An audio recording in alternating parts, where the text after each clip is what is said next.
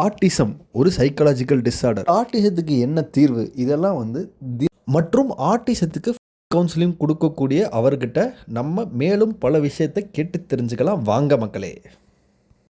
நான் Dhanasekaran.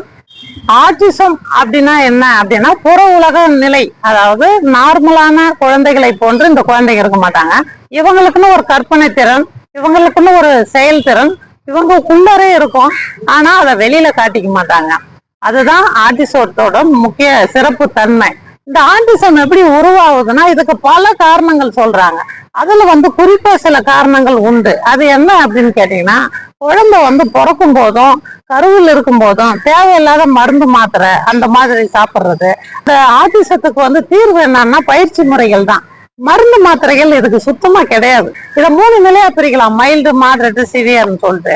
Mild moderate ஓரளவுக்கு குணப்படுத்தி அவங்களுடைய செயல்திறனை, அதாவது அன்றாட வாழ்க்கையை எப்படி வாழணும், காலை முதல் குளித்தல், சாப்பிடுதல், சாதாரண வேலைகளை செய்யறது, இதெல்லாம் பண்ண வச்சிடலாம்.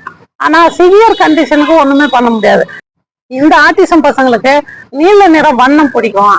அதே மாதிரி வாசனைகள் அதிகமா பிடிக்கும். மசாலா சார்ந்த உணவுப் பொருட்களை அதிகமா சாப்பிட விரும்புவாங்க. இது இவங்களோட உணவு பழக்க வழக்கங்கள். ஆனா இந்த பயிற்சி முறையில மெயினா இவங்களை தயார் பண்ணணும். சோர்வடைய செஞ்சா ஓரளவுக்கு கட்டுப்படுத்தலாம். இல்லைன்னா அவங்க துருதுருத்தன்மை, அங்க எங்க ஓடும் தன்மை அதிகமா இருக்கும்.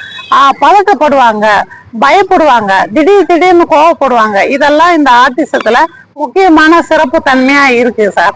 இந்த ஆட்டிசத்துக்கு சித்த வைத்தியத்துல சில பொடிகள், சில விஷயங்கள்லாம் தராங்க. அது ஒரு மந்த நிலையை ஏற்படுத்தும். அது ஓரளவுக்கு பெட்டரா நாங்க ஃபீல் பண்றோம். ஆனா ஆங்கில மருத்துவத்துல இந்த ஆட்டிசத்துல இந்த துருதுரு தன்மைக்கு மருந்து மாத்திரை இருக்கு. ஆனா அது சில நரம்பு கோளாறு ஏற்படும் அப்படின்ற மாதிரி நிறைய பேர் சொல்றாங்க. இதுதான் சார் இந்த ஆட்டிசத்தோட தன்மை. நன்றி, வணக்கம்.